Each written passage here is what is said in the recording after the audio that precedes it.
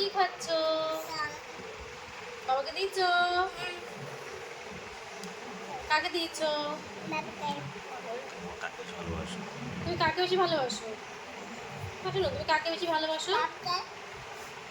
কাকে ভালোবাসো? আমাকে ভালোবাসো না? আমাকে ভালোবাসো না তুমি? একটু পরে। ঠিক আছে, আমি তোর সাথে কথা বলবো না।